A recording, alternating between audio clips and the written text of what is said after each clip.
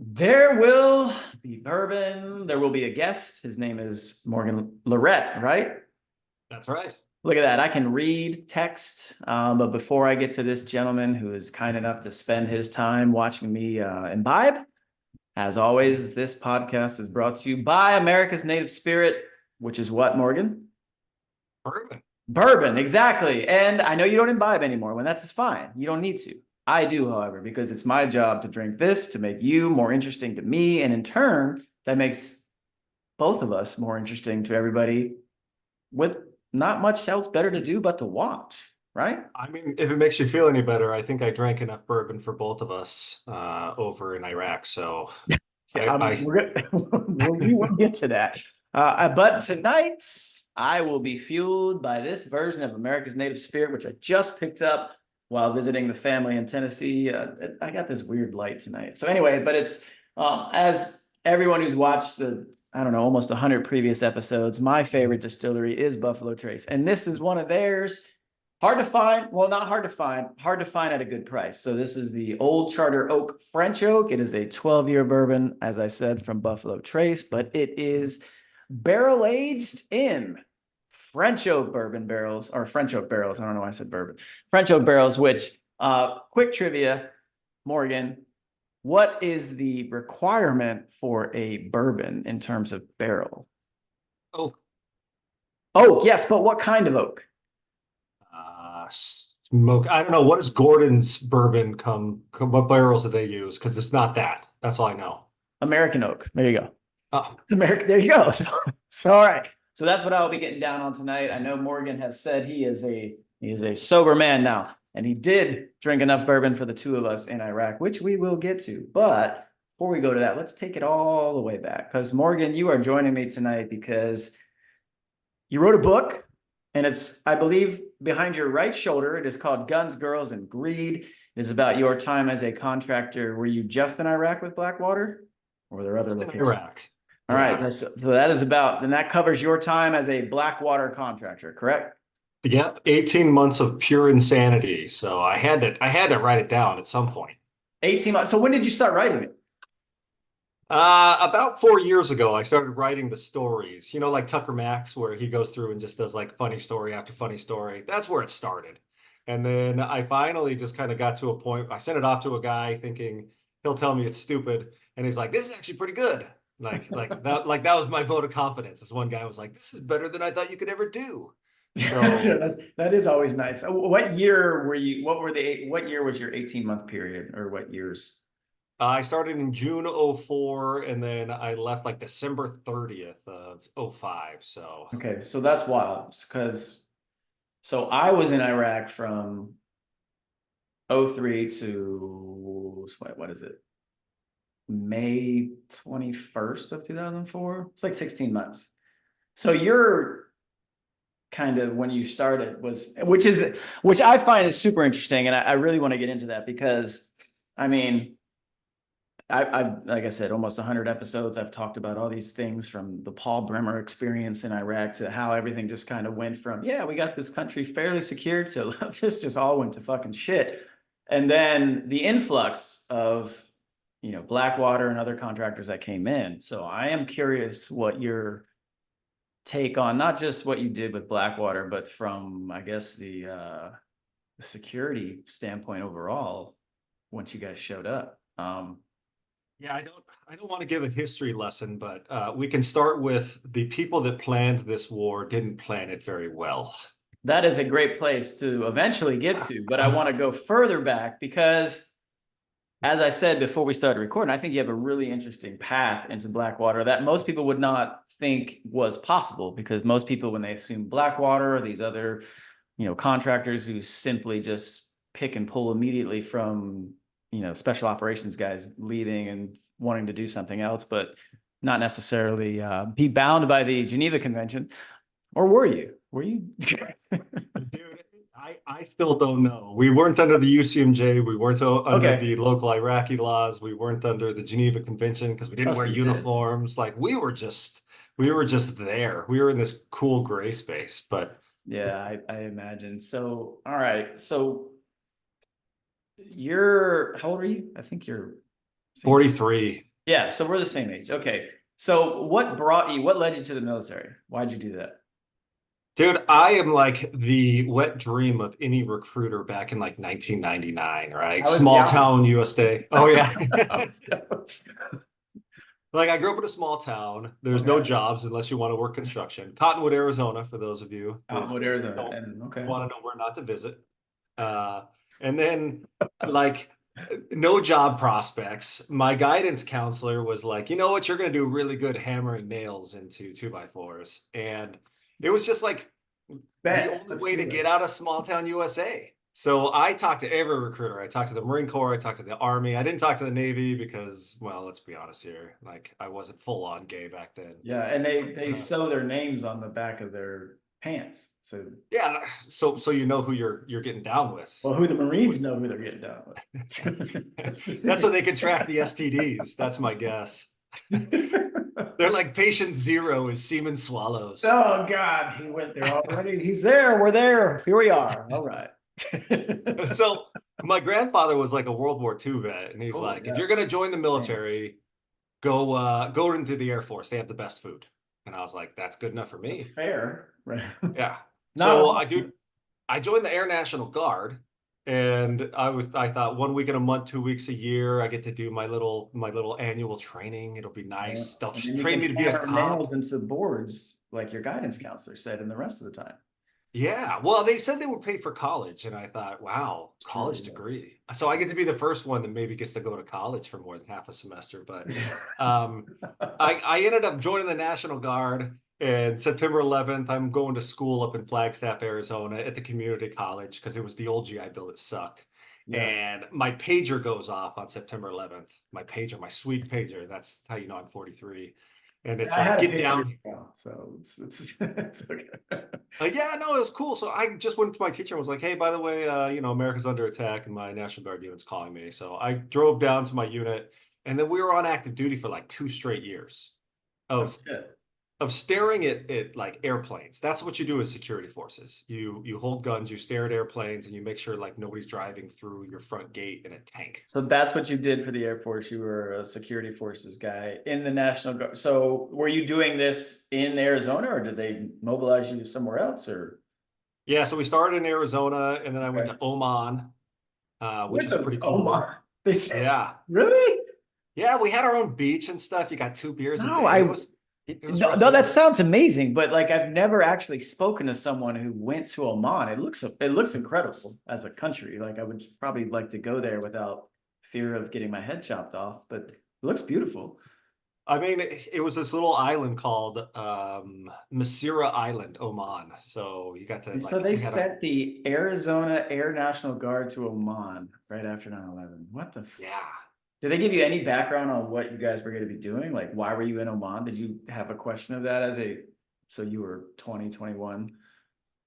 Yeah, they said you're gonna go over there and stare at planes in Oman the same way that you stare at planes in Arizona. And I was like, cool.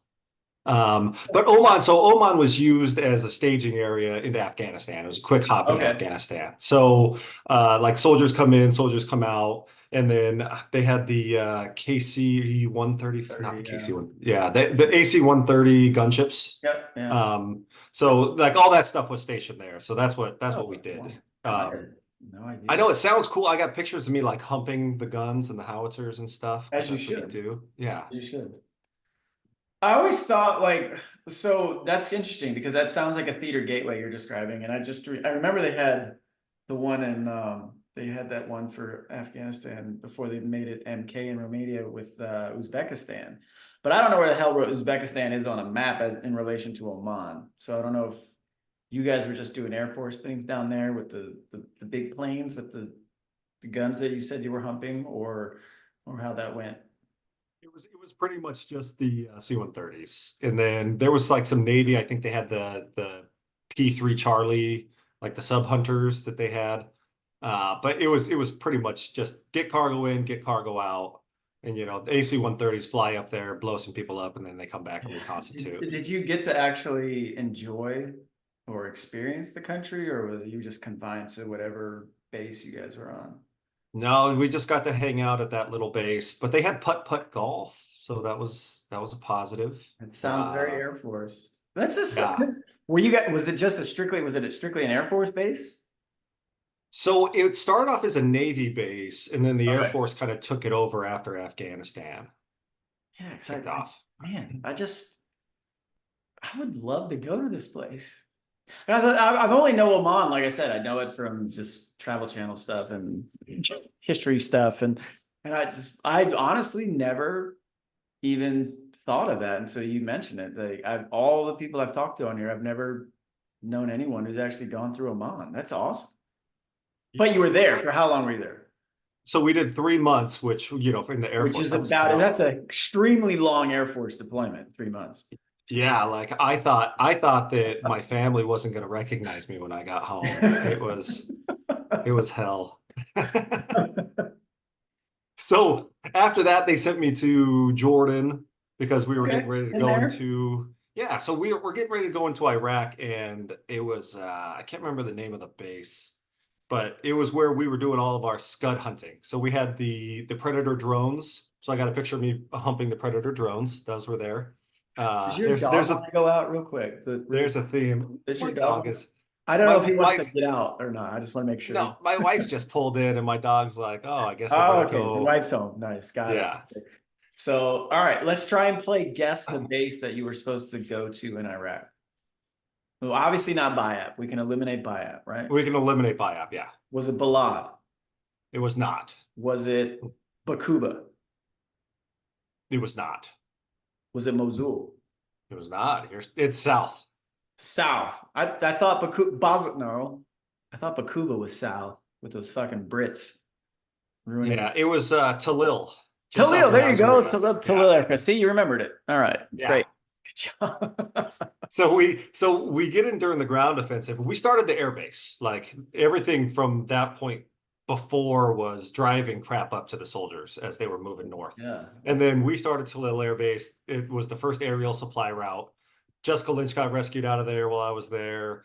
But dude, it's the same crap. Like you go over there, you think there's going to be war. I'm in my mop gear, which the only cool thing about mop gear is Nothing. that like you Nothing. can fart in it and it doesn't smell because the charcoal just absorbs the fart.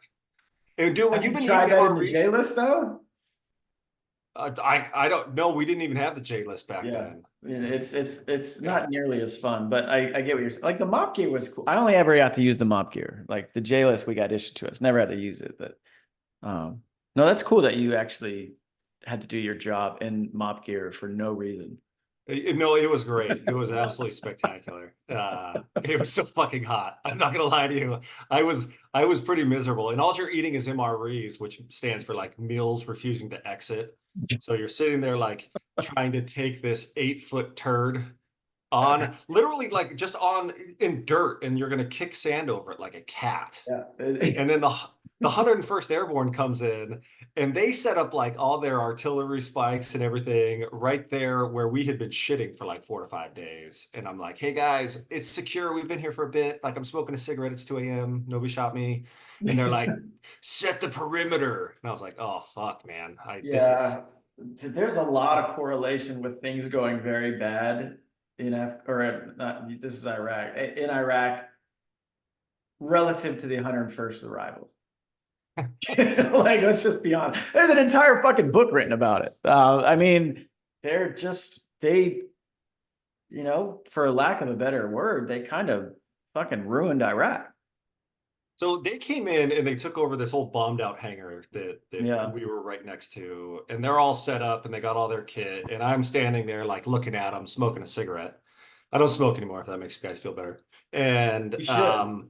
this E3 comes over and is like, hey, can I get a light? So I light him a cigarette, and then this guy comes over and he's like, who the fuck are you? And I said, well, I'm Morgan. Who the fuck are you? And he's like, Morgan? Like, what's your rank? And I was like, no, I'm just Morgan, dude. I'm with the Air Force. And this PFC dude was sitting there like this, like stone cold, what the fuck is going on? Because he must have thought that I was like an army dude. And then the first sergeant storms off, all pissed off. And the PFC's like, hey, thanks for the light, takes off and goes and like lays down next to his kit. And I was like, oh man, those army guys, they're Fancy serious. serious, yeah. They're laying in my turds, but they're very serious about it. Yeah, yeah, I mean, it's kind of sad to see like the fall from absolute legendary status the 101st enjoyed in World War II to where they are. And now they walk around with an airborne tag and they're cosplaying. They're not even airborne anymore. They're fucking aerosol. They're, Yeah. I mean, I was I wasn't terribly well, they got there with the Humvee, and the first thing they did was wreck it into a berm. And then they tried to fix it, and I got a picture of that too. So don't worry, pictures of humping stuff and where the is that in the 101st book, Gun, Girls, and Grease behind you? No, this is most of my I do have one story in the book. So when we got into Iraq, me and my buddy, so he was a Force Recon Marine, and that'll come to fruition here later. But he joined the Air National Guard out of the Marine Corps for college money, and me and him had this bet, like who could be the first one to whack off in Iraq, the combat jack, what we called it, right? We had our mustache going because we had to have a combat stash, and it was like day 2 or day 3. It's in the middle of the night, and I wake up and I'm like just like can't go back to sleep. So I grab one of my socks, the same pair of socks I've been wearing for like 4 days, so they're just crunchy, like they sound like newspaper. And I beat my meat like it was a fucking redheaded stepchild. And I go right to sleep, dude. Like babies don't sleep this good. I woke up the next morning and this guy, the one guy in our entire like team that wasn't part of my National Guard unit, he goes, hey, Morgan, how'd you sleep? And I was like, pretty good, man, until like 2 a.m. And I couldn't get back to sleep. And he's like, yeah, I noticed. And I was like, yes, I got evidence that I beat Tony in the combat whack. So I got the first combat whack in Iraq that I I know don't of. see why you would want to prolong this. I feel like it should be an easy victory. Yeah, well, I mean, I should have done it the second that the plane landed, but I mean, I do enjoy the fact that you're telling stories about stuff that most people would be like, "Oh my God, I can't believe you're not so serious," and that you're supposed to take this like way more serious than you are. It's like I don't think you understand how 21-year-old dudes are in a combat zone. Like, okay, we're gonna fuck around and have fun, and we're gonna enjoy it, and we're gonna be miserable at the same time. But you know what? At the same time, we're gonna make the best of it. We're gonna grow combat stashes. Um, we're gonna do all kinds of dumb shit. We're gonna shit in holes and we're gonna cover it like cats. But I have a great picture of a buddy of mine. So he was one of the units that was attached to us. It was a Pennsylvania Reserve unit. And he's got this picture because the Stars and Stripes were like 3 weeks behind when they would show yeah. up. So he cut a hole out of an actual chair, like a regular chair, and it's him taking a shit in this chair through the hole with a Stars and Stripes from like 3 weeks ago upside down. It's a great picture, and it's on a hard drive I have somewhere I need to salvage. But yeah, it's just I think without reading the entire book or watching that entire kind of display of everything you did with that other podcast, like it sounds to me like you were able to capture some of the normal, I would call it normal moments of soldiers and airmen and everyone who was over there, because yeah, there were some seriously shitty times, but for the most part, like I fucking loved my time there. I really did. Dude, it's like the easiest life, right? Somebody's making your food, somebody's washing your laundry. Like at the end of the day, you don't have any responsibilities except for when you go out the wire and you Yeah. might get your head blown off. But it's like 98% boredom and just kind of Yeah. bullshitting with your friends and coming Yeah. up with stupid stuff. And then And 2% of like adrenaline. And yeah. then your butthole's puckered up and you're like, well, now I'm not gonna poop for 3 days. But that's the best error, or I would say that's the best age to do it, right? Like 21, like you're not quite a kid. You're definitely not really an adult, even though the age says you are, but you're just kind of like at that physical prime of just, I can mentally do whatever the fuck I need to do, and it's going to be great. And I'm definitely going to come out on the positive side of this. Not really knowing if that's going to happen, but that's what I was 22 when I got there and turned 23, but yeah, those 16 months, and you probably know this as well, because obviously you wrote a book about it, so you remember something. But I remember every day of those 16 months like it just happened. Like it's just that vivid in my mind still. And I don't know why, but it is. Well, I mean, I It's can't remember any other years. yeah. I came home and started drinking, and I forgot a Yeah. lot. But no, I mean it really is like hanging out with your best friends with no rules and Yeah. no like limited adult supervision. It's Very. got to be like being in a frat, right? Like Yeah. it's got to be kind of like that, except with guns and shit. Yeah. Well, so that's a good point because I brought before I joined the army, I was in college, I was playing baseball, and I've always equated the army to sports. Like it's the only thing that resembles a team locker room, right? So college locker room for me was the pinnacle, obviously, of sport. I didn't go past that, but it was just 30 fucking dudes just bashing and trashing on each other the entire time. And then when it was time to go play, we're all the best of friends, we're brothers, fuck the other team, we throw fists, whatever. But then when you get back in the locker room, it's all right, we're here to crack jokes and make fun of everybody again for how shitty they played or whatnot. And then the army is the same thing. Like that's the barracks. So it's like, all right, who am I fucking with today? Who's fucking with me today? Who do I have to fight? And then love afterwards, right? Because that's just part of it. Like it's just dudes being fucking dudes. And that's what I always thought. Sports, army, same shit. I mean, 100%. That's the closest thing that is to it. I mean, yeah, I can't even think of something else that's anywhere close. Because first, dude, you go to basic training and you get to see all these guys naked like day one. You probably love And that, right? well, dude, there's always the one guy we call him like horsecock Harry. That's like a waste of penis. He's like ugly, but he's got like the biggest dick, and you're like, dude, that's a waste of penis. Like, what is going on here? And like, I mean, I'm married to a woman, all right. I'm just throwing it out there, but you can't, Allegedly. yeah, Allegedly. you can't not notice horse dick Harry over there. Like, yeah, I mean, It's it funny you say that because I was in when I was in drill sergeant school, we used to do because you make the best of dumb situations. So we had open bay showers, but there was only 5 shower heads, right? So we would do shower formation every night. And we had this one dude, I fucking can't remember his name. He was a Russian dude. He was a short guy from the 82nd Airborne.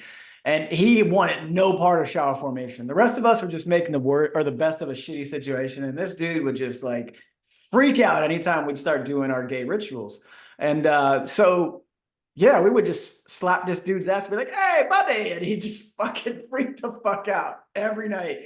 But he was such an interesting dude. Like he would be up in the morning at like 2 a.m. talking to his girlfriend over in Russia on his top bunk and for like 6 hours and be every morning at PT like hungover looking because he just never slept.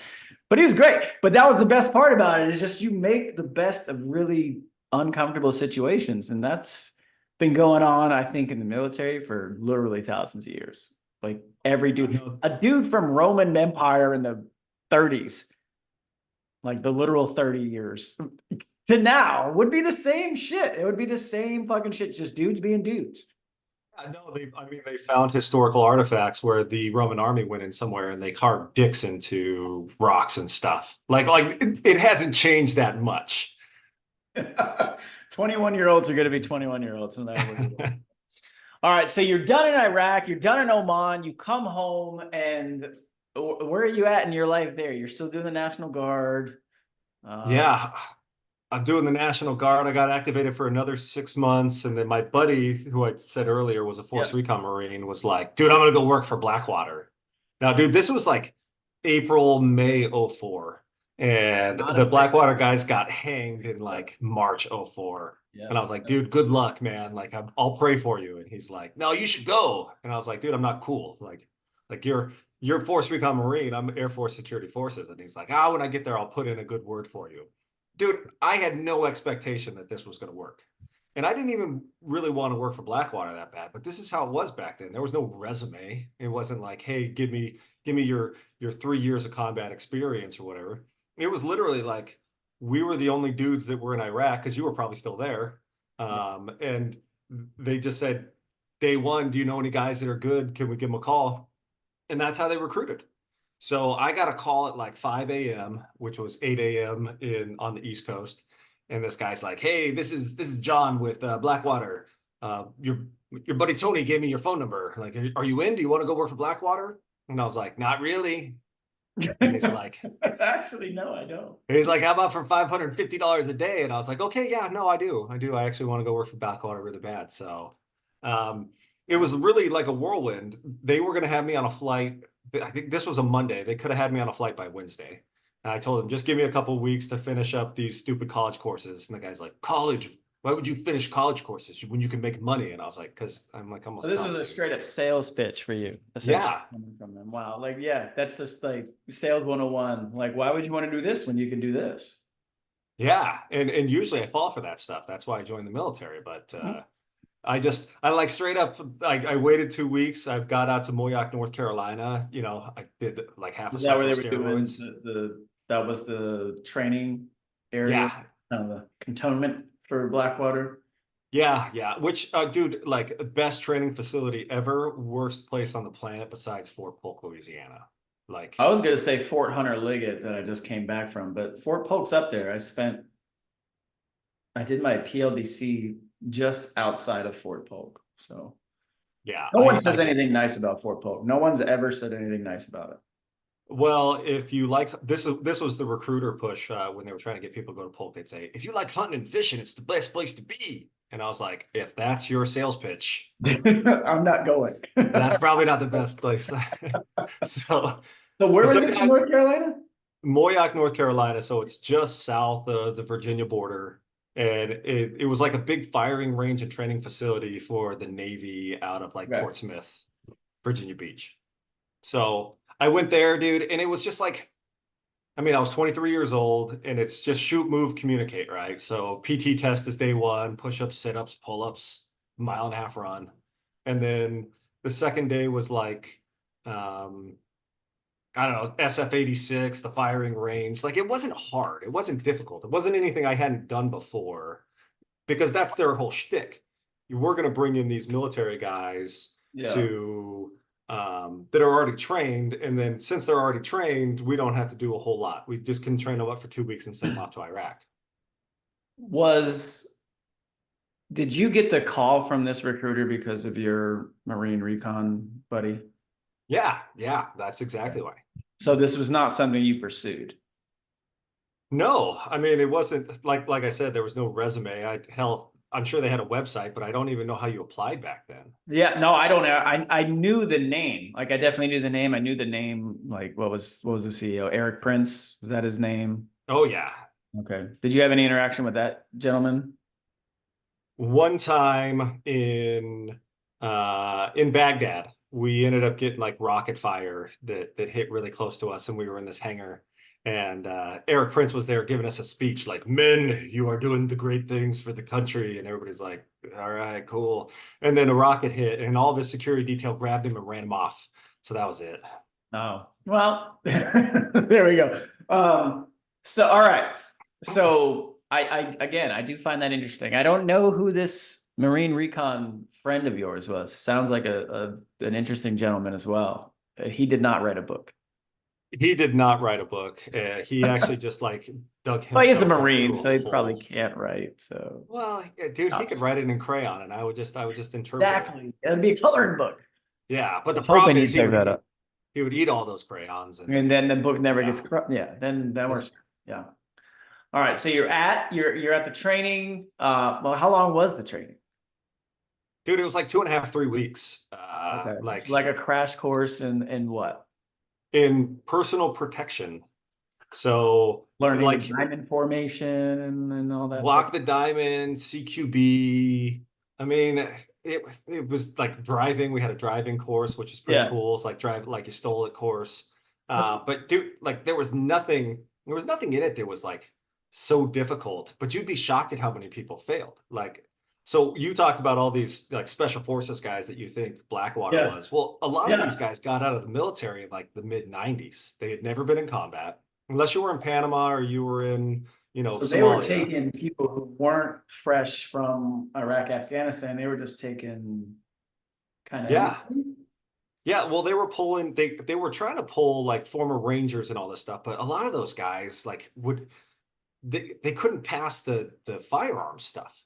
Like they hadn't shot a rifle in how many years, right? Right. Like for me in the Air Force, I was shooting them every 6 months and I was shooting on my own. But Yeah. like at the end of the day, that wasn't a big enough pool to pull from. And anybody that was in Iraq or Afghanistan were probably still there, right? So the Generation Kill guys, Yeah. they came in after me and I think they were probably like 3 months behind me, right? Because all those guys went in for the ground offensive, but they had to finish out their contracts. And then Exactly. once they finished out their contracts, they came to Blackwater.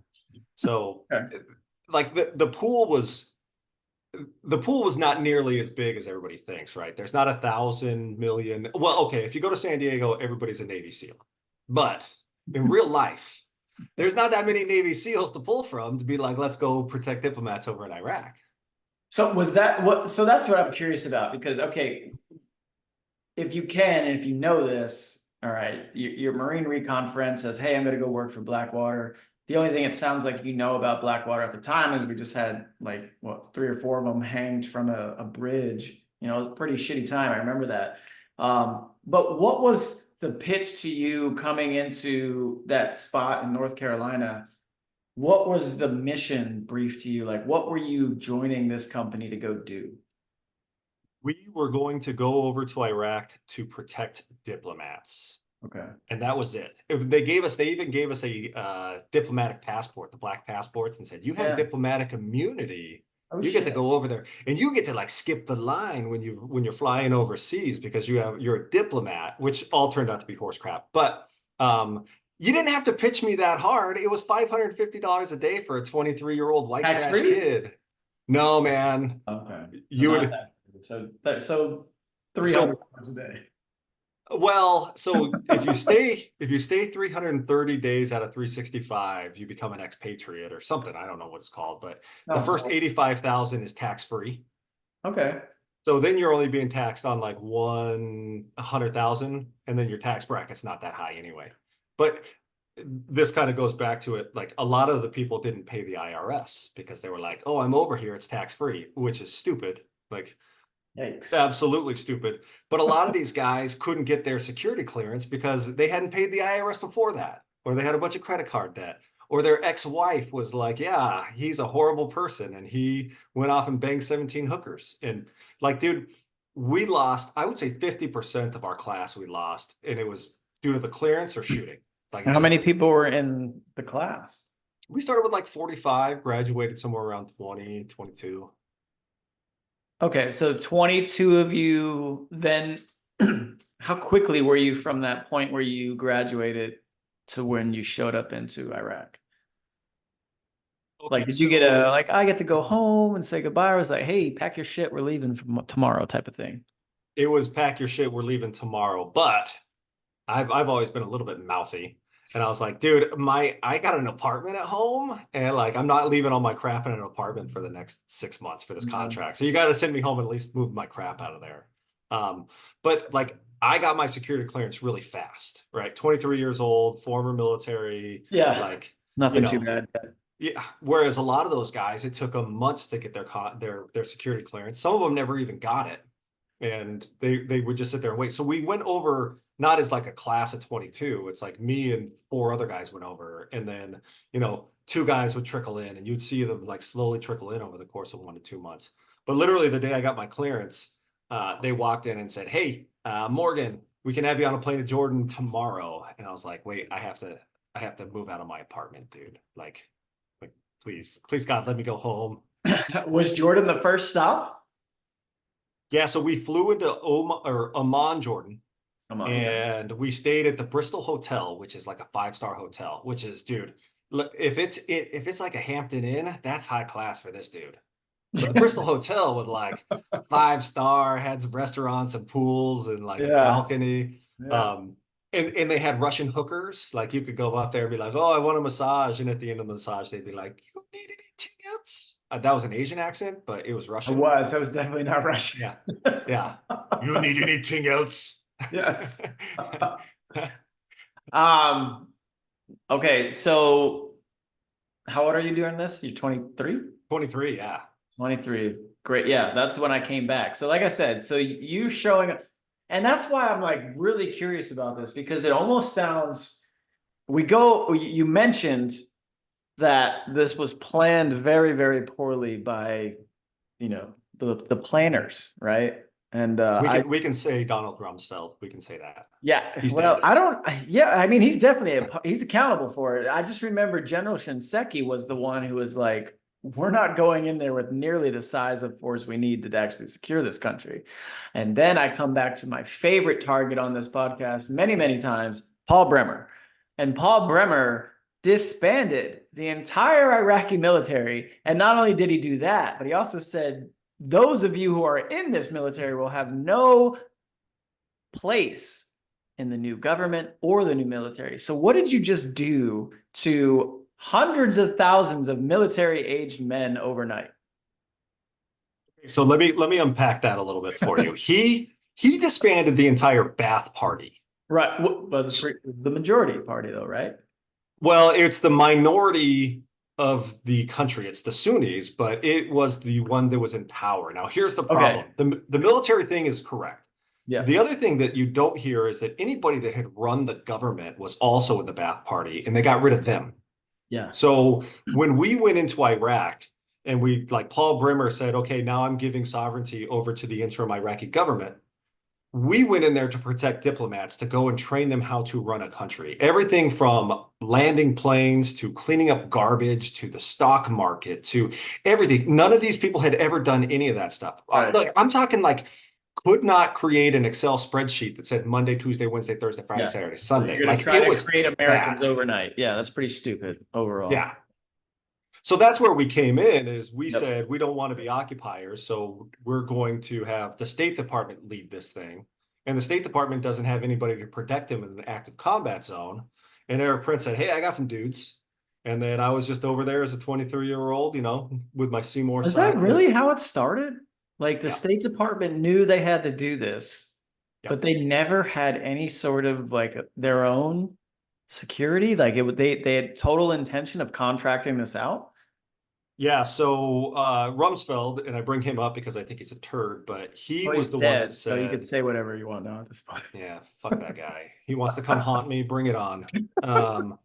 So so he was the one that came in literally on September 10th and said, we are going to start privatizing a lot of military operations because there are more efficient ways to get this done. Part of that was when we went into Iraq, right? You didn't have cooks cooking, you didn't have mechanics mechanicking. You had Right. all these people that were doing it through KBR, Yeah. DynCorp, you name it. Same thing happened with protection. State Department had a protection detail, but it was very small, and none of them were doing combat operations. They were all doing stuff like, I'm taking Hillary Clinton over to China, right? Yeah. They weren't trained in this stuff.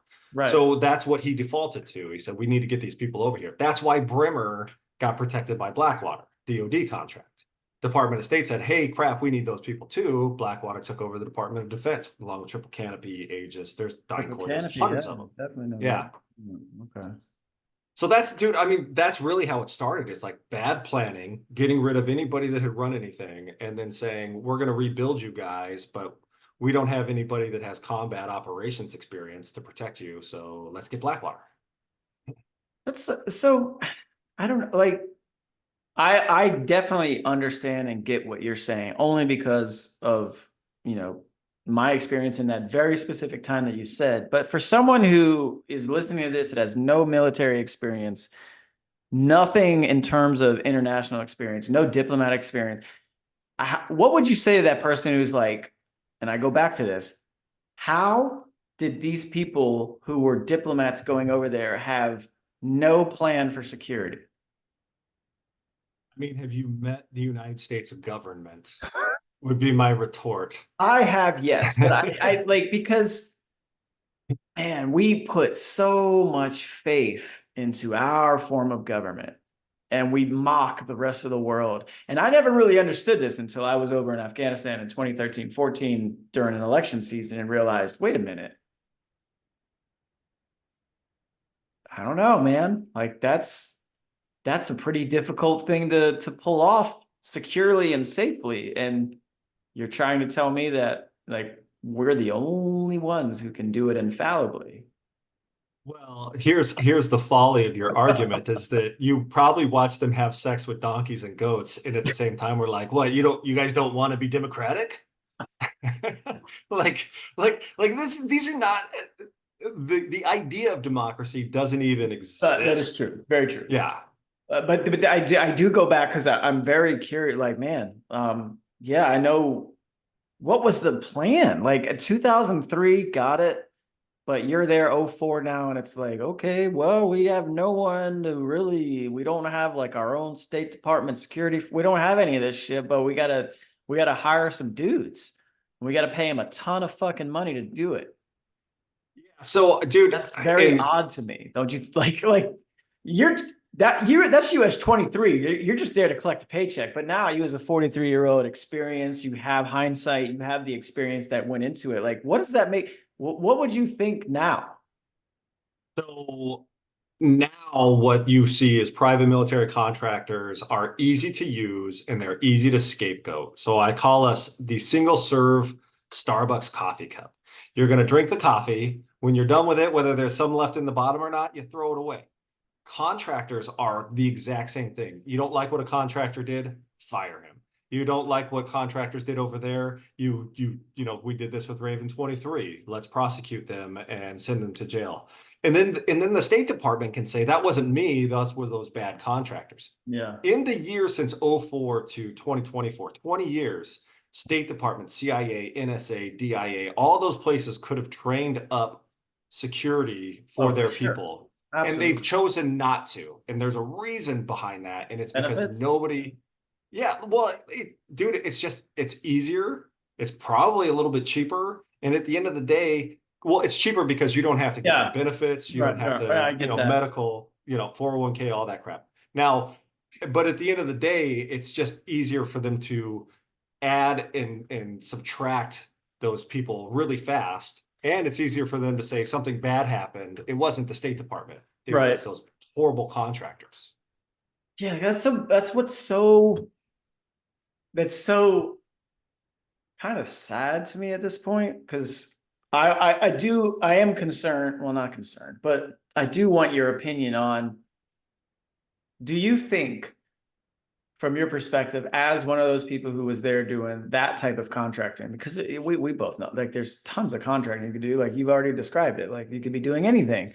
You specifically were tasked out with the violence and the protection aspect. So do you think that prolonged our time in Iraq and Afghanistan, having those types of contractors there? Like, do you think that was a negative net overall?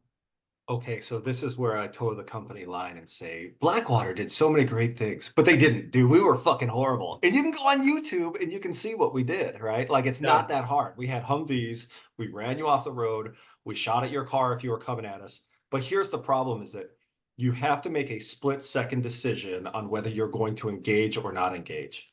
Yep. Car bombs were all the rage. We Yep. didn't have the rules of engagement. We didn't have the UCMJ. We didn't have the Geneva Convention. We didn't have adult supervision.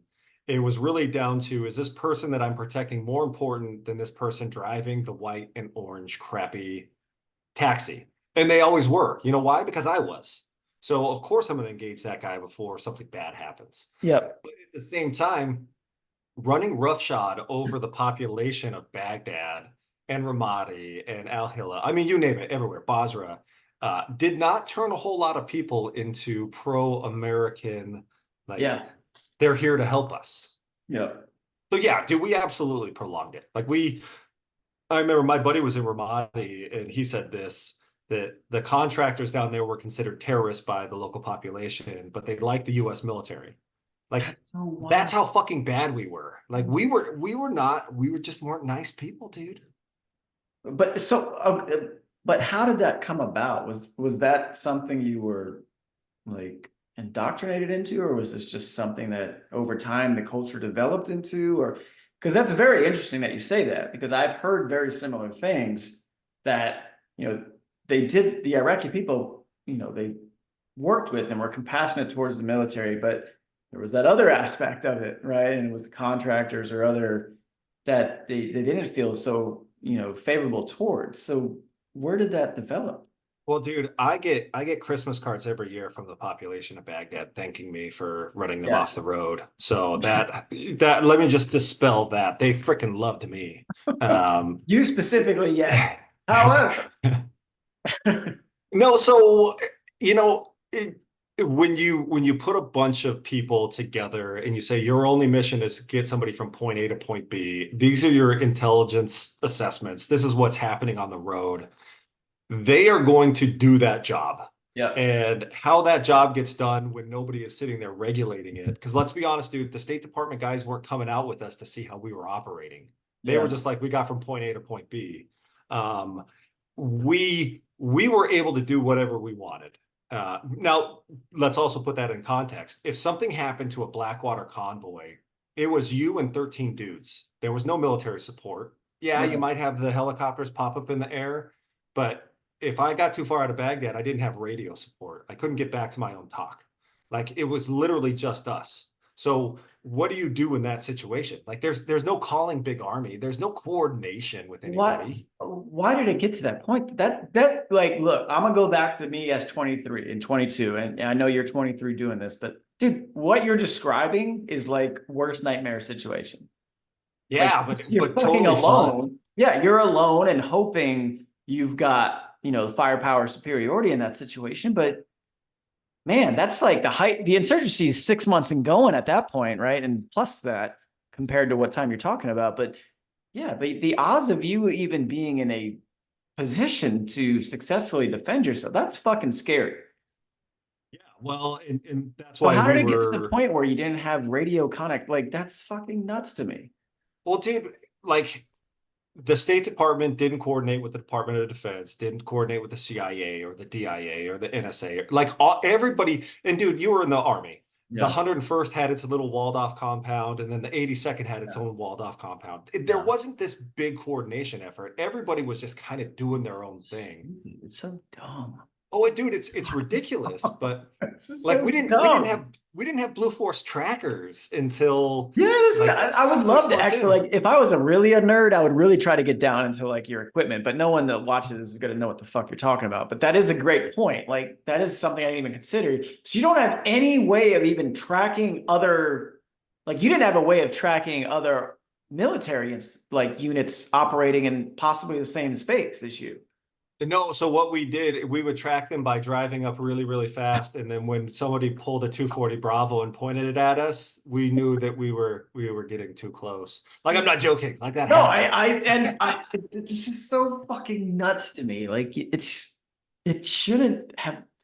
This sounds like you're describing World War II, right? Where there's no real tech other than just the tech you need from one unit to the next. And it's fucking 2004 and it's like, yeah, we got these contractors here doing diplomatic security, but hey, there's fucking Johnny from the 101st and his convoy throwing a 240 at me because they don't know who the fuck I am. Like, this is nuts. And Yeah, people don't spectacular. realize that this shit happened. Like 20 years ago, this shit was going on. This is fucking Well, silly. dude, everything that we take for granted, like GPS, there was no GPS. We did map studies. You didn't know when a road was closed off. The Iraqi You didn't even get people. like you didn't even get road briefings on like, hey, this road's black. Don't use it. You didn't get any of that? No, no. I mean, I guess we probably could have, but like That's it nuts. was a long walk to go to like the intel section and it was hot. So we just had like three or four different routes that we would take at any given time and then be like, all right, I can see the palace. Just drive towards that until we get stopped. But like honestly, like, okay, give me a no shit.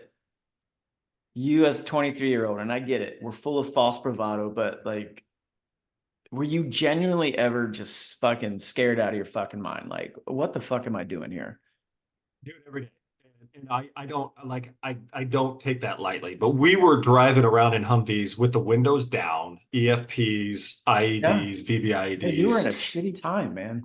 Yeah, and dude, like we were just like bonsaiing down the street, hoping that we just didn't get blown up. So every day was like you get into your Humvee, your butthole puckers up, you stick a piece of coal up there, you pull out a diamond later because your butthole's so fucking puckered.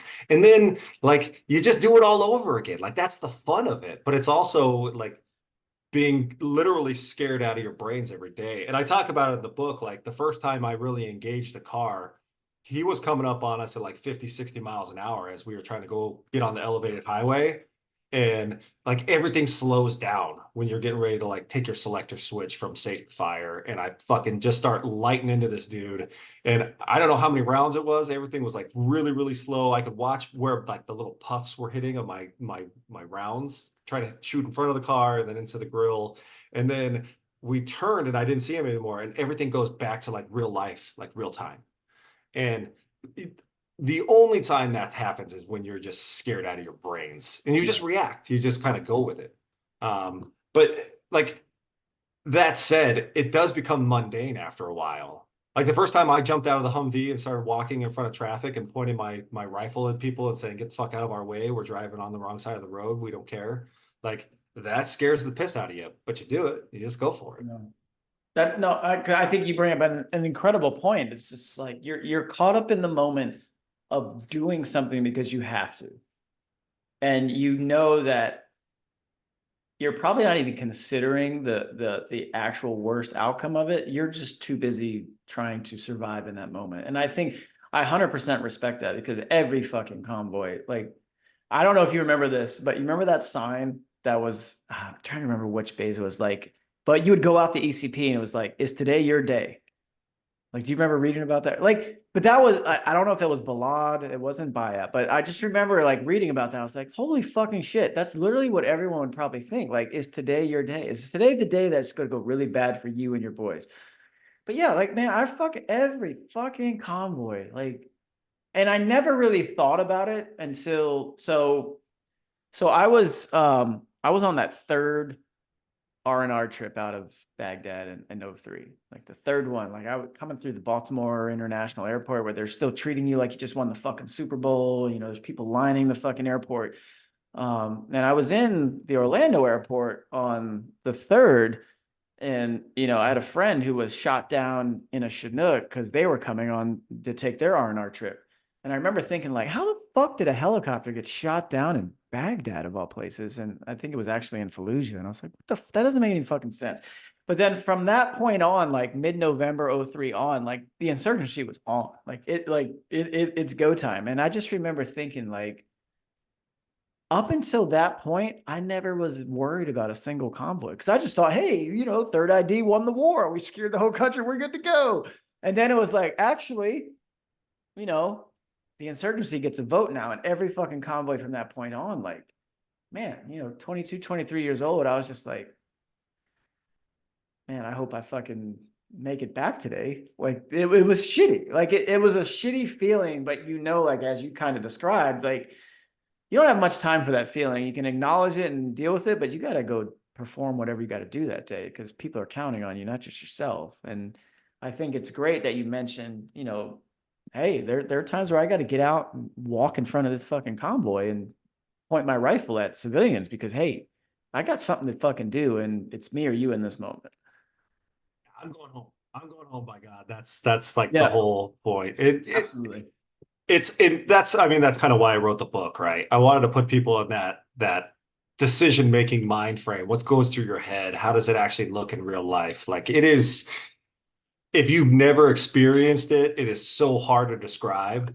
But also like the funny stuff where you're sitting there and you get from point A to point B in your convoy and you're sitting around and you're waiting for, you know, the State Department guy to go do his thing. And the conversations that come up, like one of the best conversations was like, would you rather have sex with a Filipino lady boy or the biggest, fattest, grossest woman on the planet? And then, dude, we had an existential conversation about homosexuality before the trans movement was even a thing. And it was like, oh, well, if you have sex with the lady boy, then you're gay. And he's like, no, you're not gay. It's like, it's a hot lady boy. And you're like, yeah, but like, you're still gay. It's like, well, the fat girl, you couldn't even get an erection. Like, dude, the stuff that comes out of people's mouths when they're bored and you don't have anything else to do, and the stories that came out of these guys. Because, dude, I'm Air Force Security Forces, but I'm working with guys that were on SEAL Team 6. I worked with Hoot from Black Hawk Down. This is Did my you my really? shape. Yeah. How old Dude, is he at that point? his shit, man. I mean, he must have been in his 40s. That's fucking nuts. Yeah. Still seeking out that fucking adrenaline rush, huh? That's It- crazy. Dude, I mean, I worked with like the baddest of the bad people on the planet, and those guys' stories. Like, I tell my story about getting my combat whack, and they're like, "Yeah," and then I broke my back in 4 places, and I was like, "Okay, well, but I still won the combat whack, so you Uh, guys can adore me now." so okay, so something that I think I am curious about. So, you're there, you're in Iraq, you do 18 months. Was this 18 months excessive? How did this go? Okay, so you do your first 6 months, and then you get to go on leave. So I did that. I did 30 days in like February. I got married because I was a dipshit to somebody that I would later find out that I didn't like at all. So it's not Um, this is not your current wife. no, no, no. You gotta get the first one out of the way to find the one you like. Like that's the I don't make the rules. I just play by them. Um, Fair. so I did like my 30 days of leave, came back, signed a 3 month contract, and then took 2 weeks off, and then I ended up signing like another 6.5, 7 month contract. And it really is like once you do your first six, you can just kind of pick and choose how long you want to be over there. So like I did a 3 month, and then my third contract was 3 months, but I extended it to 3.5 months because they were paying me $700 a day instead of 550. It's not So bad. I know it's not, but don't worry, my Land Rover was sitting at home collecting dust, and yeah, I was like that GI that goes and gets the car after deployment at like a Yeah. 22% interest rate, except I paid cash because I was like really cool. Um, but Congrats. dude, like it's insane. Like you would have guys that would just show up and be like, "Yeah, I'm here for the next 4 weeks," and then they go home. And then you'd have guys that are like, "I'm gonna take a couple months off," and 4 days later they're back, and they're like, "Yeah, I got bored at home, and my wife left me, so I just came home." Or came home So meaning I came home to Iraq. This is yeah, my home. yeah, no, I get that. All right. So I thought about this when I listened to the episode you sent me, and I do want to ask, and I want to start with the worst first. So your 18 months total time there, what was the worst date you had? So this is one of those unsung hero moments of Blackwater, and I don't talk about them a whole lot of the book, but we were driving south from Sulaymaniyah down to Kirkuk, and there was a car accident, and this BMW just started flipping, dude, like something out of the Avengers. Same thing happened, right? Everything slows down. I'm watching this thing flip, and dude, there's like this like shit flying out of the windows, and I'm like, my God, I'm watching like a Hollywood movie. It goes down this embankment, and I stop the vehicle. I'm driving the lead vehicle. I pop out, and one of those things flying out of the window was like this little kid, and he had like hit his head. He had brain fluid coming down his nose. There was another little kid that like got kicked out of the window, but was like screaming and crying. Women are starting to like walk up this embankment. The driver's head looks like it gets smashed by a bowling ball. Now, this is literally what I thought at that moment. I thought, for every politician that said that playing video games has desensitized this generation to death, they're full of shit. Because the first time you see somebody that's brains are hanging out, like your body just does not want to react. Like your brain goes, "Holy crap, this is real." And then you got to snap out of it.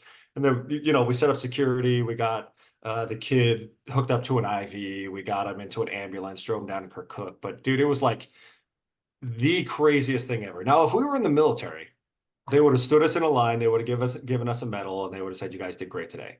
I Yeah. don't think anybody knows this happened except for us and the Yeah. people in the car accident, right? Like we didn't report it. That's another reason why we could shoot people and or shoot at cars and push cars off the road. We didn't report anything.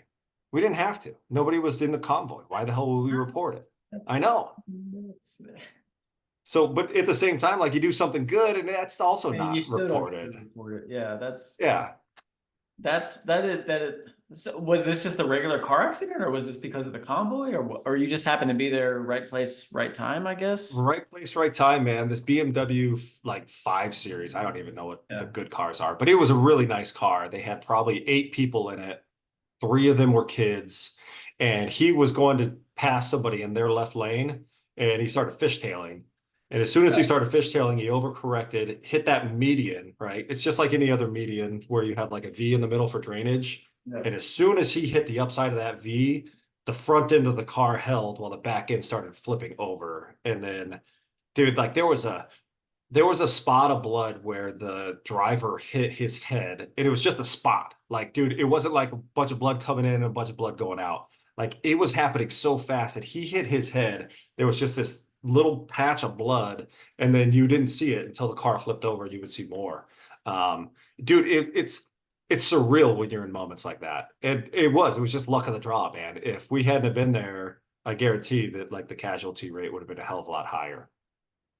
And no, and you also bring up a point that I don't think people realize because I mean, what you're describing, I hate to say that it's unique. It's not for the Middle East. I don't understand why they drive the way they do. Like from Kuwait to Afghanistan to Jordan to all these other Middle Eastern countries I've been in, like there's no, it's not the United States, right? Where everyone's in a seatbelt and everyone's nice and secured. It's like I've seen the weirdest fucking shit on Kuwait highways of just people like, you know, speeding down the highway, sunroof, kids just standing on top of their fucking parents and leaving out the side. I'm like, do you Like growing not up in the care about your children? Like, 80s. do you not have any physical or emotional attachment to your children? Like, why do you let this happen? And I mean, I've seen families of 7 in a fucking Corolla in Afghanistan slam into a fucking Ford Expedition that we're driving in Afghanistan and Kabul because they came across the median at the wrong time. And you know what's going to take place. Like, and nobody wears a seatbelt. Like, it's just fucking sad, man. It's just, Dude, it's like straight up. We would call it like the Baghdad 500, dude. It's like a NASCAR, a Formula One race where people are trying to get in front. The funny part, and I talk about this in the book, when I get out of the Humvee and I start clearing traffic, the traffic behind it acts like Allah opened up the gates and allowed the car to move so they could go. So the next car is screaming up on me, and then I got my rifle out and I'm like, no, dude, like please don't make me do it. But it's like one after the other. We got air horns, we got pin flares, we got water bottles full of piss that we're throwing at them. I mean, like, dude, we're trying to like not smash into your car, but nobody pays attention. Like, it is shocking the way they drive. The best part, I was driving at night, and this happened a lot in northern Iraq. They would turn their headlights off driving at night in the pitch black because apparently that helped with gas mileage. This was the whole thought. what? That doesn't make any So fucking sense. oh, dude, none of it makes any sense. Like, come on. But these guys do, like, we would start passing and this guy would flash his lights and I'd have to call back and be like, stop, stop, stop, like for the vehicles behind me. And then we'd have to leapfrog because, dude, you couldn't see these cars. Literally their headlights are off at 8 p.m. and you can't see them. And it was like, this is just it's just a beautiful culture. It's so fucking that's what I just remember in that moment, like the entire 2000s was just like, no, you're not going to convince these people to be like you. They're not. And they're not going to You pick it up in a year just because you decided to put some money and effort into it. Like, no, if they thought of this stuff and wanted to do it, they would have done it a long time ago. You know why? Because they predate all of our society. Like, they would have done it by now and they would have been the first to do it, but they're not because they're not interested. The irony is that in Babylon, the Code of Hammurabi was Hammurabi's created. code, Yeah, yeah. the first codified laws ever, and you can't get these guys to stop at a stop sign. Which It is. I'm actually for a lot of Hammurabi's code, like the whole eye for an eye thing. I think we should probably bring that back. Just it worked. It should have worked. But yeah, no, you can't stop at a stop sign. Like it's just a suggest. I used to say this like when I was in the Sacramento area, it's like the 2 worst drivers in all of society are Asian women and Russian women. Asian women by default, like they just can't drive. Russian women are like, lame. It's just suggestion. I don't really need. It's just fucking wild to me, and I never realized how many fucking Russians are actually in the Sacramento, California area. But there's a lot, and they shouldn't be Well, driving. I mean, that's true. I wish I would have used the accent you had for the hooker in Jordan. Oh well, Like, because see, there's yeah, Max. I could have given you accent. It's. All right, so that was your worst day. I need to know your best day. What was the best day that Morgan spent in his 18 months in Iraq as a Blackwater contractor? this is a horrible story. But It's a good We start. were we were driving in Baghdad, and this is the day I realized I was an asshole. And it was an absolutely spectacular day. Keep going. So I have to stop this real quick. But yeah, you keep going. yeah, so we're driving in Baghdad. We're going around a roundabout, and there's this Kia, and it is washed, and it is white, and it is spotless. And there's no such thing as a spotless car in Baghdad. So, like, we're driving up on this thing, we're honking, we're trying to get it out of the way, and we smash into it. And we hit it so hard that the I could see inside the trunk as we were driving past it. And dude, I felt like every part of my body felt bad. I felt terrible for this guy. Like he cared about this car enough to actually wash it and clean it. It was his pride and joy, and we just totaled it. And as we drove past, I pointed my rifle at his face and yelled, "Next time you'll get the fuck out of the way, huh?" And I was like, oh my God, I am like the biggest dick ever. And it was like the best day because we drank beers later that night. Like it was just a normal day in Baghdad, but it was just full of, I don't know, like the day you realize that you don't care anymore, it was just almost like freeing, if that makes any sense. That was your best day ever. Oh, dude, it was spectacular. Like think about that. You wake up, you work out, you get to Yeah. go eat, you get to go smash some cars up, and then afterwards you get to go to the pool and get drunk, and make fun of the overseas beauty queens, the war pigs, be like, See, yeah, you're still fat. that's what I was going for. I was hoping you were Yeah. going to give us like a, you know, pool party overseas war pig story. No, see, I was married and I was not a big hooker story. You want the best hooker story I ever heard? Yeah. Okay. All right. Yeah. So Go ahead and give me the best hooker story you've ever heard. This is it. This is Morgan Lorette's best hooker story he's ever heard. and it's in the book. There's a lot And of it's them in in the the book. book. So I'm talking to this guy. He's a former Navy SEAL and he loves hookers. And dude, all those special operations guys love them some hookers. So the one thing I learned is like there's no such thing as like a good hooker story, right? Like the good stories are the ones that turn out terrible. So this guy's like, yeah, I went over to Amsterdam and I was like, oh, you hit the red light district. He's like, no, dude, like I go to the classy places. Like you walk in, sit me down in a recliner and they line up all these women. There's like 6, 8, 10 of them. And then I can say, I want that one or I want those two. And then, you go back to a room, satin sheets. And he's like, this time there's like this little Asian girl, this Vietnamese girl. And I was like, dude, I gotta have her, man. I gotta have this one. So they go back to the room and like, it's like silk sheets and good lighting. And he's like, she puts this condom on me and she's blowing me and it's like fucking awesome.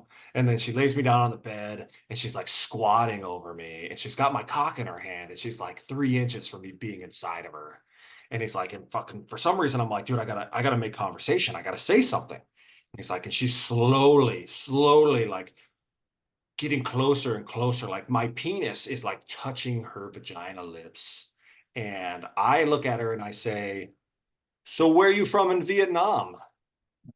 And she sits there and bends over me, my cock still that close to her vagina, and yells, the place you bomb. And it's like, dude, my dick fell limp. I paid and got the fuck out of there. So don't, but it's so Navy. Just don't talk. Just, the Navy, like they always want to talk. They always want to be talkers and, bridge this gap between cultures. And it wasn't necessary. And now what? Where is she now?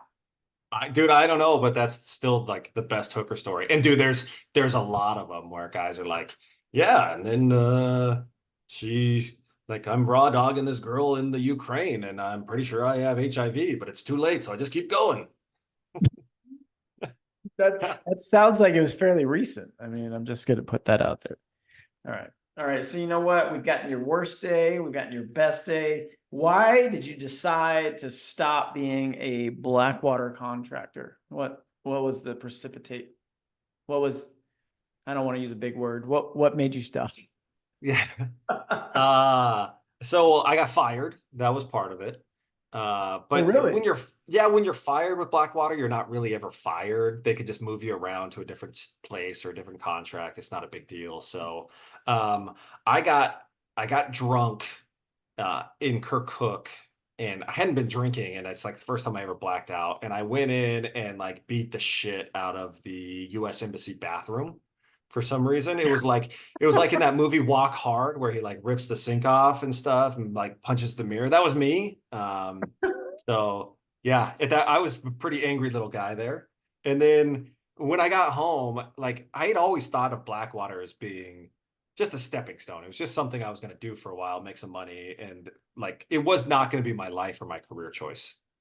So when I got home, I had to like look myself in the face and be like, are you going to do this forever? Or are you going to be the guy that like gets out and goes and makes something of yourself? So I also had a Labrador retriever. Her name was Shelby.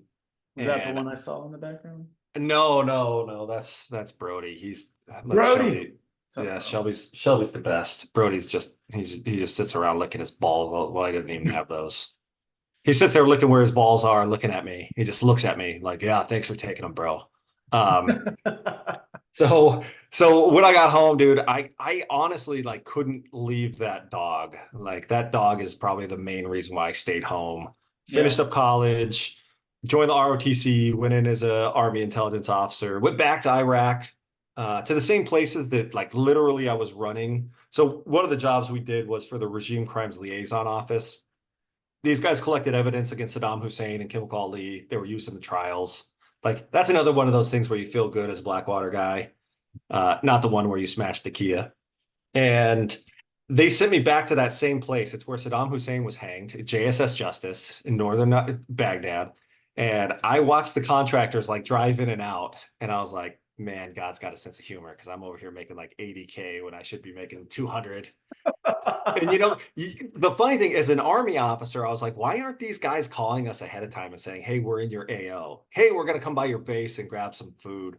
I've been on both sides of the fence and I see where both are coming from. And at the same time, it's like that was 2011, 2010.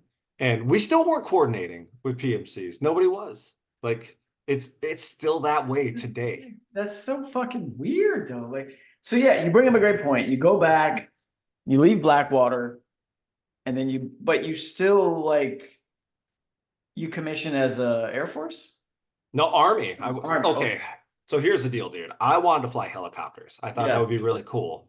I Yep. joined the ROTC and they're like, you can fly helicopters. I was like, I don't know. I was like top 3% of all cadets coming out. And they said, if you want to fly helicopters, it's a 7.5 year contract. And I said, I fucking don't want 7.5 years. So I went Intel because I thought I was going to go work for the CIA afterwards and be really cool. And then none of that crap worked out. I didn't like, I got to DC and I was like, I don't want to live here. This place is a dump. I don't want to work for the CIA or any government agency. It just like get me into corporate America. Is that where you are now? Or is that where you're hiding out now? Yeah, I hide in corporate America. I dabble in writing, That's good. That's good that you've managed to pull all that off with everything that you've done. So no, so much more to get it. How are you doing on time, by the way? I didn't discuss this with you. So whatever you want, man. I'm here for you. oh, I did appreciate that. But man, so I think I don't want you to tell your book on this, right? I want people to go get your book, and your book is behind you, Guns, Girls, and Greed. But I would be remiss to not ask for at least one story about. Let's go with greed first. Give me the greed story.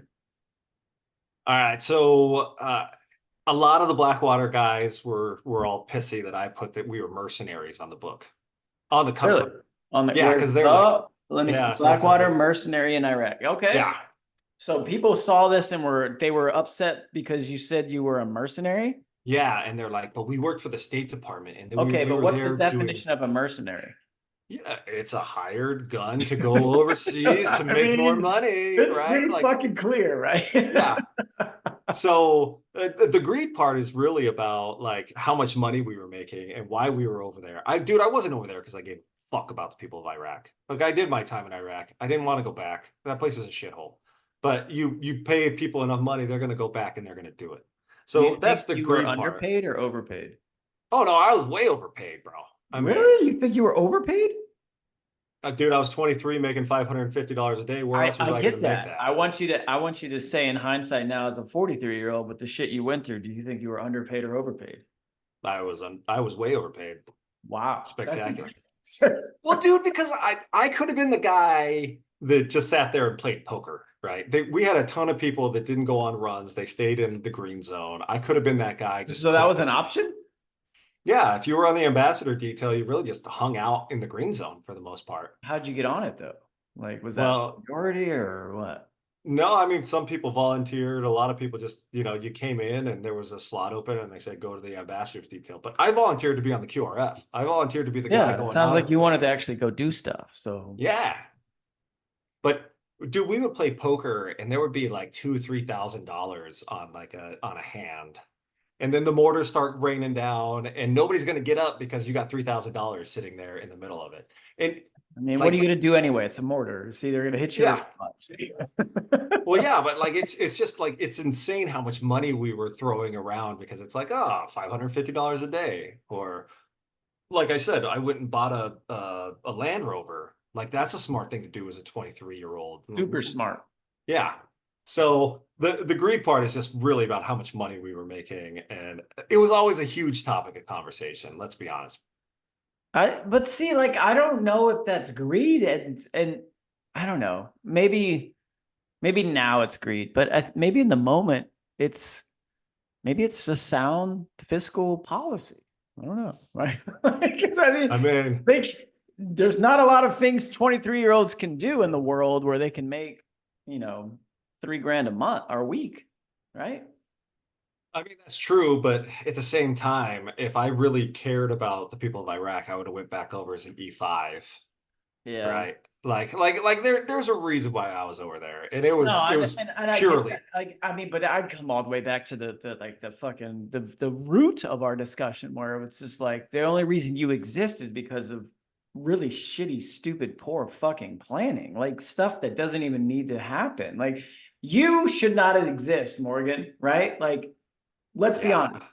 No, Morgan I should Lerette, be. his Guns, Girls, and Greed book should never have been written because there should have been someone who's tasked with the job that you had as, like, this is an official government position and you're probably let's be honest, you're probably a GS7, right? Yeah, yeah, yeah. Whereas I was a GS15E. Yeah, exactly. Like it's Like, insane. easily, right? Like, you should have been probably making, your 65K a year just to guard fucking diplomats, right? But you're not.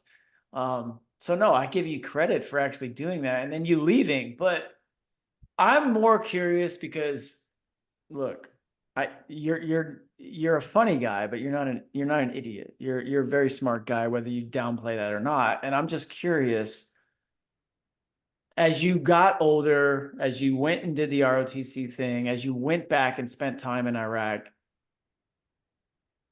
do you feel like your time was worth it? As far as helping the people of Iraq, no. Yeah. As far as me growing up and being around like literal alpha male dudes and turning me into a competitive like beast, Yeah. yes, it was absolutely worth it.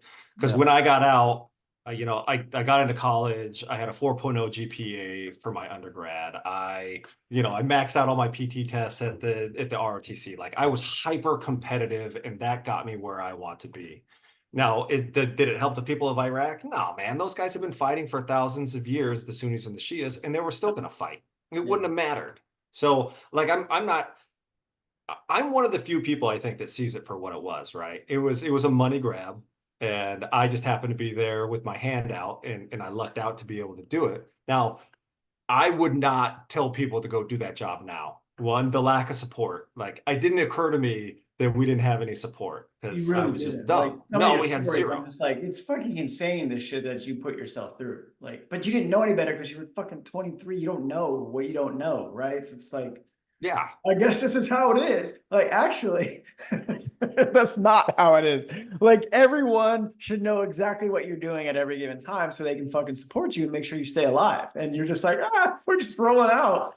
We're That's, not in. that's fucking nuts, man. That is nuts. That is absolutely fucking nuts. No.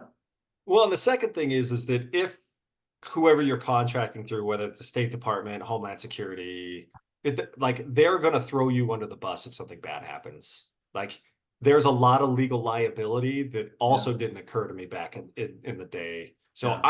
I wouldn't do it again, at this age, but dude, it was awesome. Yeah, because you do mention that there's people you were, there with who were same age as you, if not older, right? So Yeah, and they're still there. that's They're in their 40s being like, "Oh, I gotta get my next adrenaline hit." that's about where it ends though, right? Like I feel like the 40s is where it's like, all right, we've kind of reached our cap on effectiveness and No, every dude, you always need those guys that are gonna sit there and play poker no, you and do. drive No, around the I mean, green I saw zone. him in Afghanistan when I was at NKC. Like the two rooms across from me in NKC were just contractor former SF dudes. And, I'd watch them every morning go out and do their cool guy shit. And then we'd come back and we do what you just said. Like, every Friday and Saturday night, we got poker. Like we're playing, we got poker with real money. And it was cool as shit. But man, I remember one of the dudes there, like he was like the overall civilian in at NKC in Kabul and like yeah he was telling me about like the withdrawal in Iraq in 11 and it's just like yeah one day we were business as usual and then the next day was like we've got brand new F-150s coming off the port that we got to just put in the shredder because we got to get the fuck out of this country and I'm just like man the amount of fucking money is just insane what we did like it's Oh just yeah. fucking ridiculous dude. Well, here's the thing about being a contractor too. I had a lot of military guys. And like, dude, we were up in northern Iraq, and these Navy SEALs were like, "What do you guys do? Who do you work for?" Tell them it's Blackwater. Tell them how much we make, and they're like, "Dude, I'm gonna go do that." When you get home, all those beautiful benefits that you have in the military are gone as a contractor. Your housing, your food, your extra pay, your medical, your like all that stuff is gone as a contractor. The day you leave, you are not going to get paid again until you put your boots back on the ground in Iraq or Afghanistan. So a So lot of these military guys would say, "Oh, I'm going to go work for you guys." Get home and be like, "Dude, that's like the pay is probably not worth it if I have to pay for my wife and my kids to have medical and my housing and my everything else." So was none of that baked into your like job offer from Blackwater with benefits and all? It was just No, dude, there was no straight up benefits. salary. It's just 550 a day, how was 1099. it? Oh wow, 1099. Wow, damn. Yeah. Damn. Is that the same today? Like does Blackwater still operate today like that? Or So I'm not entirely sure. I know like Blackwater turned into Z, turned into Academy, got bought by Triple Canopy, got bought by Constellus. Um, I did go on the Constellus website and they now have like a 401k offering, and I'm sure they have benefits that are associated with it. So I don't think it's straight 1099 like it used to be, but yeah. those contracts are still out there. I guarantee Oh, it. but I would say honestly, like, and you may not even care or consider this at the moment, but at some point, maybe probably what you went through has led to where they are now for dudes coming in through that to actually have something as opposed to just, hey, here's 550 a day, Yeah, right? and Because like, let's be honest, man, you were probably like ground floor for what that's become today, and which is going to benefit the dudes like yourself who are just fucking 23. I'm just going to go do it because, I had this conversation with my brother about a lot of things. My brother's a very smart man and never served a day in the military. He never would, but he's a fighter. Like he's an MMA trainer. Like my brother's a fighter, but he could never be a soldier. And I respect his reasons why. But a lot of the things that we were just talking about, it was just like this and we're not unique, but countries take advantage of men your age, like that age range. They take advantage of it because they don't have the benefit of hindsight, and they take advantage of a population who is bent on patriotism and fervor for their nation. And I think what you're describing is like, I mean, that's that, man. Like, it's one thing to be the soldier, but it's another thing to be like, that's an entirely different thing that's been invented, the contractor, right? But it's true. And at the same time, they're like, yeah, we'll give you 550 a day. And you as a 23-year-old are like, well, fuck yeah, that sounds fucking amazing. Because unless you're a pro athlete, you're not making money even close to that. well, I mean, it's the old adage like if you're in a car and I tell you that 3 people in that car are going to die and there's 5 in there. As an 18-year-old, you always think, yeah, it sucks for those other 3, Yeah, right? right. Whereas as a 40-year-old, you're like, oh shit, like that probably is me. Like I know how to do, 3 divided by 5. There's a 60% chance probability it's me. But to your point, like the benefits are better, but there's no VA for private military contractors. There's no ongoing benefit. So you front load a lot of those benefits into the pay. But now what I've seen is a lot of the guys that I worked with committing suicide, and they don't have anything to reach out to, right? They don't have the VA. You don't go there with your unit and come back with a unit. So you don't have these friends that you can reach out to. And if you do have friends to reach out to, the chance that they're in the same town or the same state as you is actually pretty small. The only thing Blackwater has is a Facebook page where a bunch of old Blackwater guys sit there and bitch about stuff like my book. So it is kind of it's a precarious position to be in because you get all those scars of war, but you don't have any of those long-term benefits for it. And I think now, 20 years later, you're starting to see that kind of bite people in the ass, especially with, dude, the suicide rate is so much. I know more people in Blackwater that committed suicide than I do in the Army. And I deployed with both, dude, and by far more. That's insane. Like, what do you think is what's some sort of like recourse that you can do for that? Like, because that's fucking Yeah, people here's sit here and quote resources and phone lines and hotlines and shit, but no, you're making a very specific point. Like the things you describe as like the normal response, those aren't available to you because you're a private contractor, and no one's ever considered that. I don't think anybody cares, to be Yeah, honest with you. And that goes back to the whole you're easily expendable. yeah, The only way to get resources to it is to stop using PMCs. If you continue to use PMCs, and I got an article that's probably going to come out talking about why Eric Prince would be a horrible Secretary of Defense, because all those PMCs that he sent overseas and made money on, the suicide rates are really high. Like, what is he doing to actually support them? And the answer is nothing besides a Facebook page that I doubt he's even on. So I I think at some point, if we don't want to put boots on the ground in a country, we shouldn't put private military contractors. Now, we have private military contractors at the US-Mexico border. They're moving unaccompanied minors. That's crazy. We have them in Haiti. We have them in Syria. We have them in Iraq. We have them in Gaza. We have them in Ukraine. We have them everywhere because we don't want to put boots on the ground.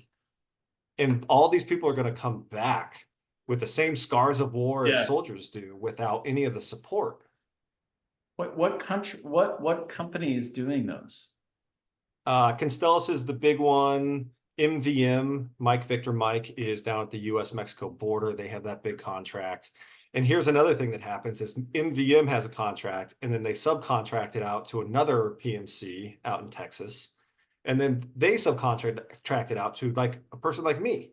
So you're creating 4 or 5 arms length between the Department of Homeland Security and the person doing the job. And if something bad happens, if one of those kids gets sold into like sex slavery, which is happening, they can say, well, that's the private military contractor's fault. That's Morgan's fault. That's not Department of Homeland Security or MVM or like it's become so convenient politically to be able to not put boots on the ground that that's what everybody's doing So that's going on right now. right now, right this second. And this is actual government agencies contracting you guys or contracting PMCs out for what specific end state? Well, so they're still anywhere where we have an intelligence apparatus or State Department, they are contracting out. So Israel has PMCs because we have State Department, we have intelligence assets. Same thing with Syria, Ukraine. Like they're still doing the protection stuff. The US border thing is pretty new, but you can go on Constellus's website and you can see like security for a federal courthouse in Portland. I'm just making up a city. Yeah, right. They're hiring out for that stuff. Like the departments that should be hiring and training people to do this have realized that they don't want to be in that business, and it's easier to get a private contractor in there. Then why are we doing this? my God. Because, dude, Like, it's politically, dude, it's politically easy. Think of how easy that is. I can be Lindsey Graham and say, we don't have any boots on the ground in Ukraine, but we're sending over private military contractors to train them in small unit tactics. It's which is easy, happening. which is happening. But then a contractor dies, it might make the news for 24 hours. A soldier dies, like the ones that happened in Jordan. That's a 3-week news cycle. Yeah. It's just politically advantageous to have PMCs now. And I think we're kind of throwing people to the wolves, but as long as people keep signing up to do it, politicians are fine with it, man. Well, of course, they're going to keep signing up to do it because of the financial incentive. And that goes back to my point to you is like, dude, you're 23. Someone's got that was then. What are they offering you now? Are they over? Is this 4 figures a day now that they're offering? I mean, No, it's actually less because now you have a saturated market with all the people that were in oh, Iraq and Afghanistan. okay. And it's become corporate, right? The Apollo Group owns Constellus, and I think they also own like Staples and a bunch of other places. So it has become a big business annual budget thing in the federal government, and it's never going to change unless, you know, maybe guys like me can have a big enough microphone at some point to say this is stupid. But you know, the 4 people that have read my book, none of them went to Capitol Hill yet. 5, yeah, sorry, 5.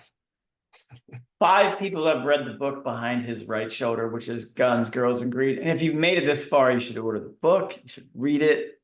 That is nuts to me because I'm sorry, but like the name of the company you worked for is big enough that a lot of people know the name. But it doesn't sound like you have very positive things to say about that. Was that a fair assumption or? I loved it. I absolutely loved it. Okay. Hindsight is telling me like now I see it for what it is and what it was, right? Like it, I'm I don't have anything against Eric Prince, but at the end of the day, like I also don't think we should colonize Africa like he made the case for the other day. They're just there are repercussions that are longer. Like when you send a soldier to war, you know they're going to have VA benefits. So it's going to be Yeah. medical. It's going to be No, that's very fair. yeah. But when you try to front load that and say that it's cheaper, that's great. But efficient is not efficacious. Efficient is I can do this the fastest, the easiest, the cheapest way. Efficacious is I'm doing this right. So I'll give you an example. Rumsfeld decided that we were going to go straight to Baghdad during the ground offensive, and we bypassed a bunch of Iraqi military and Iraqi weapons and all that other stuff that turned into the insurgency. So he was more efficient getting to Baghdad to win the war, but it wasn't effective because you had all these pissed off Ba'ath Party former soldiers with a bunch of weapons and shit that we bypassed that we probably should have killed on our way up that went to Fallujah and Ramadi, and we ended up having to like go into all those cities, and Marines died over it. So I don't have a panacea. Like there's nothing, I don't have a solution, but I know that if we keep going the way we're going, private military contractors are going to be the ones that pull us into the next big war. Do you feel confident in that? In that it's an extension of what's going on with Russia, Ukraine, or is it something else with China? Like, what do you mean by that? So let me give you some history here because everybody's like, God, this guy won't shut up. So Fallujah, we had the 4 Blackwater guys killed in Fallujah. We sent the Marines in. We stopped the Marines. Then we sent them again in October 2004. And we lost the number of Marines. We cleared Fallujah. We patted ourselves on the back. That is how a private military contractor can change the war footing in the foreign policy of a U.S. government. Same thing happened with Nister Square in 2007. The Blackwater guys ended up getting Blackwater got kicked out of Iraq, and then we had to change the way that we did stuff with our war policy. Having contractors that close to the front line of the Ukraine and Russia conflict or war, whatever you want to call it, it's only going to take something stupid like the Russians going in and taking over, let's say, a base, and there's a bunch of American PMCs there that end up getting killed, for the US to say, okay, now you attacked us first. Now we're on the war path. That's where I think, and it's a slippery slope argument, and I understand that, yes, it's, it is a slippery slope argument, but you're putting people that close to something, and then when they get burned by fire, you're gonna say like, "Oh, I didn't see that coming. I guess we better retaliate." What do you think about the Russian PMCs? So they're completely different. Russian PMCs are like a US, or essentially a military unit. Wagner, whatever you want to Yeah, call them. yeah. They have tanks, they have artillery, they can take land, they can hold it. They are an extension of the US military. US private military contractors are primarily defensive, like protecting people, protecting Yeah. places. So there's not a big parallel, but you are able to kind of see that you're hiring a bunch of people that are going over there doing combat roles.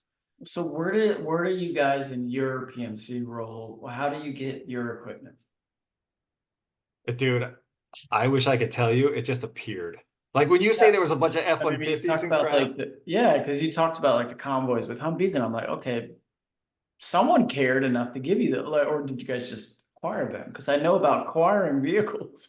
There was some acquisition, but not for vehicles. Like we had a couple of Suburbans get blown up with an IED, and that's just like three new Suburbans showed up. Yeah, Like I wish I could sit there and say, oh, it came through this. Dude, I have no idea. I just know that they gave me a brand new M4 that had never been shot, and it was like holding a baby in my arm and letting it suckle on my bosom. Like I'd yeah. never seen anything so beautiful. But yeah, dude, I have no idea. Like the war machine just kept giving us war stuff. You had a great budget.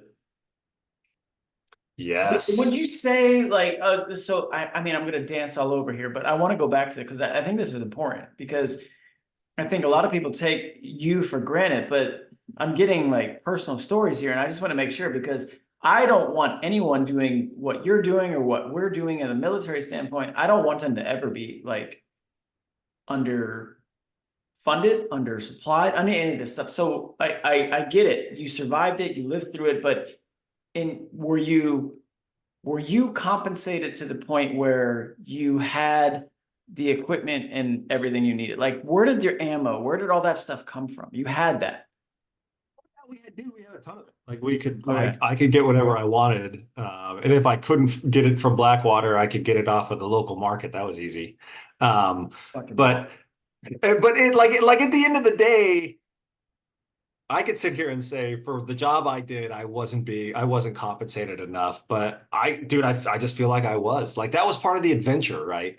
Like I went there for money and adventure, and that was just part of the adventure. I fucking loved it. yeah, but like you say, monetarily you were overcompensated, but then in that moment you say you're not, and that's what I'm making. That's what I'm trying to get at. Like 23-year-old Morgan's like, man, they're fucking paying me so much money, but I'm just like, let's go back. Let's really drill down on that. Were you really like, because I say it because I mean we've got real world stories. We've got Blackwater contractors hung from bridges, right? Like you survived it, man. You lived it and made it through 18 months. Like so good for you, but there are others who didn't. And I'm just curious, like, were you put in the best position to be successful from, you know, No, the people who no. actually hired you and to take the brunt of what they didn't want to do themselves? So just full transparency. If I would have died over there, I was not compensated enough. We did not have SGLI. We didn't get four Yeah, hundred what fifty was the thousand benefit? Was dollars. there a benefit at all, or was it just? Not that I know of. I mean, maybe there was, but But you're uh, 23, you don't fucking care. Like, right. whatever, man. Let's fucking go. And that goes back to my point with my brother. It's like we're exploiting and taking advantage of the people that are the best of us. The best of us. We're exploiting and taking advantage of them. If I would have lost an arm, I was not compensated enough. Dude, I'm just lucky. And I look at it and I was like, No, dude, I you just made, are. You I made a absolutely bunch are, of dude. money and I was a happy dude. No, you absolutely are. But okay, all right. Well, let's because I'm not looking for you to say I'm not trying to play gotcha here, but I am curious because like I said, I perceive you to be a very you're a smart man. Um, man, we're living in wild times, Mr. Morgan. And I'm glad you came on when you did. So I'm going to ask. Last Thursday, did you happen to catch the presidential debate between Mr. Donald Trump and President Biden? And it was spectacular. Okay. My grandma had dementia She was 89 when she died. Maybe she was 91, something like that. I realized that she didn't have her full faculties when she couldn't figure out the thermostat in her house. And I changed out her thermostat to like the 1970s one where you can just move it, right? Yep. Like Yeah. I have been saying this for years. Joe Biden is where my grandma was early in dementia, where you can tell that he can't figure out the TV remote or the phone, right? I'd call my grandma on FaceTime and I'd be like looking up her nostril, right? Like she just like that's Joe Biden. Like it's You're not frightening wrong. Yeah, you're right. that's where we are. And what's more frightening is that there are people making decisions without him that have foreign and domestic policy implications. Right. That's where you start hearing the uniparty and the deep state and all the other Yep. stuff. But as the commander in chief, that's scary, bro. That's frightening. Yeah, no, and I agree with you because I would say, my grandfather, he passed away. I mean, man, we're at almost 5 years, but yeah, it was the same thing. Like this happens to everybody. Like we're not the Joe Biden being the president doesn't make him unique from just being a human. Like he's at that point where he's not there. And it's sad to watch, but everyone probably, like you said about your grandma, everyone probably has a personal experience they could tie with someone elderly in their family. And yeah, because I mean, they've even leaked some of this stuff today where it's just like, oh, there's somebody who came out and was like, I have full faith in Joe Biden. As long as he has this person, this person, this person, and this person around him, it's like, oh, wait, so you just really acknowledge the fact that he's not really the president. He's the president with all these other people around him making these decisions. And that's what I'm kind of worried about because you have unelected bureaucrats and unelected individuals wielding way more power than they ever should have. And look, I don't know the first thing about you when it comes to politics. I don't know if you're a fucking left wing or right. I don't know. I'm just curious as like what you think if you watch that debate, like what that means. To me, it just means that everybody has been full of crap. Because when he was running for president last time, Mhm. like, and because my grandma was in the state that she was, I was like, dude, Yeah. I see it. Like anybody can see it. And the sad part is that, like, yes, I trusted my grandma, but I didn't trust her to drive. And she had her, she had my aunts around and my Yeah. mom and other people to Yeah. help her out, right? Like that's not a good excuse to say, yeah, I trust my grandma. She was not, we were not giving her credit cards so that the Kenyan prince could make her a millionaire, right? Like that's what you do when somebody gets that old. And that's Joe Biden. And dude, I'm pretty middle of the ground, dude. I want to start a Yeah. party called the Leave Me the Fuck Alone Party. Hey, bro, I'm with you, man. Let's They're go. like, it's the libertarian. I was like, no, like I leave you alone, you leave me alone. And then we do that with foreign policy too. Like, hey, China, I'm gonna leave you alone. And China's like, cool, I'll leave you alone too. And we're fine. Like this could actually work. The leave me the fuck alone party. It's just not realistic because someone's going to always want to fuck with someone else. Like, but so I'm with you though on all that other stuff. So, all right, let's play crystal ball. Um, I think kind of surprisingly, like I thought there would be way more pushback in terms of, oh, that's a one-off thing, but it really seems like the power behind the Democrat Party is not sold or convinced on Mr. Biden, and there's a lot of pressure. So I know just today, Mr. Biden or President Biden and his VP Kamala Harris, they had their meeting with everyone, and President Biden was very adamant that he's not leaving, he's not dropping out, he's in it to win it, and he's going to win this race. So I want Morgan to fast forward and predict who wins this election. Dude, I mean, it's in its current state, it's gonna be Trump. There's no way. There's no way that anybody watched that debate and said, yeah, this guy's sharp as a tack still. The and I, dude, I just genuinely feel bad. Yeah. So I worked on a political campaign when I was in graduate school, just because I wanted to see what it was like. Like somewhere in my head, I was like, maybe I want to run for Congress. And it was the scummiest, nastiest thing on the planet. And this is like everybody does it. And what they do is they say, I'm not going to win on merit. I'm gonna win by beating up my opponent so bad that I'm like the least worst Yeah. like decision. Yep. So I liken it to being in like a marathon, and it's like the five best people in the marathon, and then everybody gives them bats, and people just start beating the piss out of each other with bats, and then whoever wins the marathon is the one that's like the least beat up. Like that's really how politics is. So what you're seeing right now with the Democratic Party is they are saying, "Holy crap, can we win with this guy?" And they're saying they can't. So now they're just going to beat the piss out of each other until they either find a replacement or they coagulate behind him. But I don't think he can win, man. And dude, politics is so scummy. I fucking like every day I would come home and wash my beanbag and be like, this is disgusting, dude. Like you guys are making me feel gross about. And it was a Senate campaign, but dude, it was gross. Uh, no, I think, and the only thing I would always push back on when people say, well, because you're stating the obvious, right? And I think like the obvious is one thing, but then I also go back to like, those days are over, man. It's like, are they actually going to allow Trump back? Because that's where, and I take it all the way back to when I talked about the elections with you in Afghanistan. It's like, so wait a minute.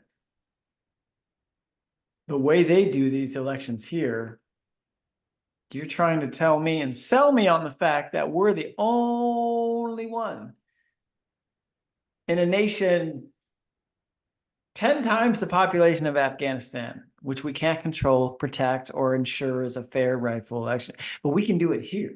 We can totally make sure that all 150 million eligible voters show up and want to vote and cast a vote, and that's going to be legitimate. We can totally pull that off here. And that's why I asked, like, okay, I mean, whether people want to acknowledge it or not, like, there was legit proven voter fraud in 2020. Like that happened. It happened. Like it did happen, right? But are we going to, is this country, is the people who are behind the results, are they going to allow Trump back into the club? Are they going to let him come through the doors and go back into the club in 2024? And that's what I'm just, I don't know, man. Like I get this really bad performance from Biden, but it's just like, is that enough to keep Trump out? Like, are they going to, You have to cheat at the margins, right? You have to cheat in the Wisconsins and the Arizonas of places, right? Where 10,000 votes could sway the electoral college. yeah, those are in Um, play for sure. the thing that you can't do is you can't cheat on the margins when the margin is too big to cheat without getting caught. And I think that that's what you'll see because yeah, dude, I think there's voter fraud every election. Oh, for And sure. It has to now like we it's just, we it has to be. with with COVID, we were able to create all these different, like this at the state level, they were able to open up voting to people that wouldn't normally vote, and that was due to COVID. And a lot of what you're seeing is the fighting to say we need to keep this in place. We don't need to keep it in place, depending on like which political party's fighting it. But you're not going to be able to cheat on the margins if it's $100,000, $500,000 swing in these states, right? It's got to be close. And that's why you see like Wisconsin, Michigan, Arizona, Nevada, all these places like were so close that it may have made a difference. I don't know, dude. Like I'm not a voting expert, but like if Trump is up by what Trump is up by right now, it's going to be extremely hard for them to say, "Oh, he didn't win Wisconsin." Like, Yeah. bro. I agree with you, man. And I think it's a little bit different now, but I mean, 2020 was just like, dude, I was out grilling at like 9 o'clock I was in California at the time. I was like grilling, and it's just like, man, Trump is coasting the reelection. And I went to bed, and then I woke up and I was like, what the fuck happened? What happened overnight? So now, I mean, I'm just, man, Well, it does take, and people are going to pay a lot more attention to it, right? You see that yeah. like that hockey stick where it was like all of a sudden every vote came in for Biden and it put him over Trump. I mean, you're going to have a lot more people that are looking into this stuff now because of those in I don't know if you want to say inaccuracies or just like it, Yeah. I hope none of you're that right. like from a statistical standpoint. And I got my master's degree in international banking and finance. That doesn't happen from a statistical standpoint. Clearly has nothing to do with elections, but good shit.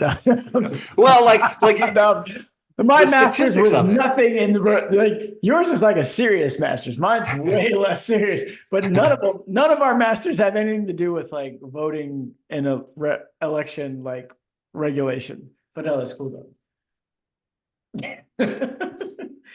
It was a statistic anomaly. It was a black swan event that you know It's so wild. they do It happen, happened. but It yeah. happened. Isn't that crazy though? It happened. Whereas like I think they've made most people be like, oh, it was such a no, it was that didn't happen in 2020. It was totally legitimate. It's like, look, I don't want to be a part of the conspiracy. I just don't, but I'm just like, I can't, I don't buy it. Like, I don't buy it. Like, because you can't tell me like from a legislative standpoint or just like governing, like Trump was a bad president, right? Like there's not a lot of evidence to support that. And good presidents, they always get reelected. Obama was reelected. Bush was reelected. Like we didn't have any of this issue until fucking Bush won in 92. Like they always get reelected. And it's like Trump was actually, in the opinion of most people, whether they voted for him or not, he was a good president, but he didn't get reelected. Really?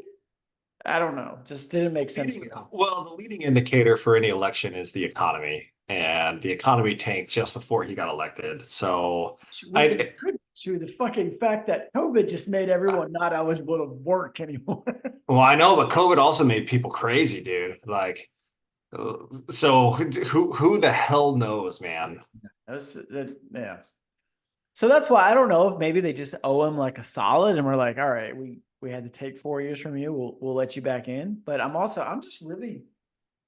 If you would have asked me a year ago, I would have said there's no way they let him back. And now I'm kind of the mindset where it's like there's no way they can keep him out.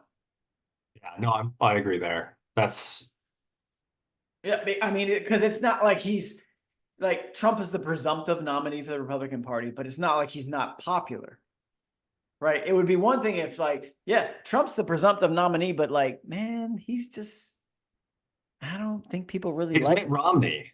Yeah, exactly. And he's not that. Like, he's the opposite. He's like, people love this fucking guy and they want him back. And that's why I'm just like at that point now, a year later, I'm just like, I don't think they can keep him out.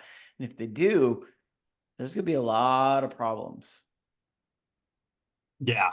Well, there's going to be a lot of problems it gets back into. We're going to go back to the rioting in the streets and the women wearing pussy cat hats and screaming. Like Leave that it's alone. Oh my God. Fucking white liberal women on the internet are the worst. It's really bad. I hope it's spectacular. Dude, it's great. Like, let's be honest here. it just cry. I was in a spat with one today, and it's like, the first thing I disagree with her about, like she defaults to, okay, old white man. It's like, is that really your default position for when someone disagrees with you? Because that's just how like embarrassing it is. Like you have no substance. Your whole thing is the default race. And the fact that you're attacking the race that you actually are, like it just, they're the worst people on this planet. It's liberal white women in the United States of America. Worst people on the planet. By Well, it's far. like Bill Barr says. He's like, yeah, these liberal white women talking about how, white men are the problem. And he's like, you're sitting in the hot tub with me. Like, Yeah. I don't get it, man. Like I don't know when it's happened. I don't know why it's happened, but it's a very real thing. All right. Last question. I'm gonna let you out of here. We've done a little more than 2 hours, which is great. I know from the last conversation you did, you don't have an EDC. I'm just kidding. Because I was gonna point to my sword back. Do you see that sword? Look at that sword. That's gonna be my EDC. I didn't do any of that. Dude, I'll tell you a crazy story. So I said that. So if you guys haven't heard me on Mic Drop, you should check it out. But Mike Drops, he seems like a fun guy. He seems nice. yeah, so he asked me about an everyday carry, and I said, Yeah. look, I don't do an everyday carry because I'm a Blackwater guy, and there's not a whole lot of juries that are going to be like, oh, the Blackwater guy was of his right mind, And like, look, at the end of the day, I don't put myself Fair. in It's situations fair. where It's I'm going to very be fair. having to pull a gun. Yeah. A Blackwater guy, literally like 4 weeks later, over a parking dispute, ended up shooting another dude in a parking lot and killing him. Sounds justified. And yeah, well, dude, it was a justified shoot, but dude, as soon as like it hit the news and it made international news, everybody was like, "Oh, he's a mercenary. He's terrible." Like the Yeah, court of public he even called opinion. himself a mercenary on his book. Look at it. Yeah. So yeah, dude, it's I don't know, man. I'm not hanging out at the bars in downtown Baltimore till 2 a.m. either. I'm old. I got kids. I got a house. Yeah, man. More than happy to not have to carry a gun everywhere I go in my Tesla. That's good. Do you drive a Tesla? I do, because dude, the fully automated driving is so good. I don't give a fuck about the environment. I will tell you this. I have driven across the United States of America from California to the East Coast 3 years in a row in the winter. You can't do it with an electric vehicle. You can't. It's a pain in the ass. I'm with you. Can't be done. Yeah. But I'm glad Well, you have an electric vehicle, and I don't know, you're at some part of the country that's very hot, which is why we had to do this today instead of yesterday. So yeah. Well, if it didn't drive me around, I wouldn't have it. But dude, that thing will drive me anywhere I want. It's spectacular. as long as you don't have to leave this like the city you're in, that's cool.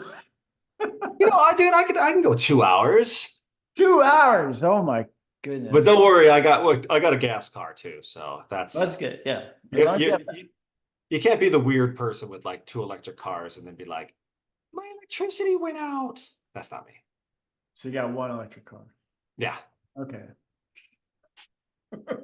All right, that's Morgan Lerette, everyone. He is the author of the book Over His Right Shoulder. It is Guns, Girls, and Greed. And what's the subtitle? I was a Blackwater mercenary in Iraq. He was a Blackwater mercenary in Iraq, and he told you some great stories about it, but we did not make this about just that, which is what my intention was, because there's a lot more to Morgan than just that book. And I was glad that he was able to actually share those things and give you some options to think about, some stuff to think about, because PMCs are an enduring issue in our, foreign policy. And you live them. You've talked about them, and I think people need to actually consider them as we go forward, because they're not going away, as you've made the case for. And I don't know if that's a good thing. I really don't. No, I mean, read the book, and I just talk. I talk about how it was, and then you can make a decision at the end whether or not PMCs are good or bad. Like that's that I'm not going to sit here and fanboy Blackwater. At the same time, I'm not going to sit here and talk shit about them. I'm just going to tell you how it was. I'm going to tell you the poop stories. I'm going to tell Yeah. you the hooker stories, and I'm going to tell you us smashing car stories, man. No, and I think that's actually the great part of it. And so that is Mr. Morgan. That is his book, Guns, Girls, and Greed, as I said behind him. And that is the end of this episode of There Will Be Bourbon, which there was. And I'm about to have a little bit more of this old charter oak, French oak. What up? And we're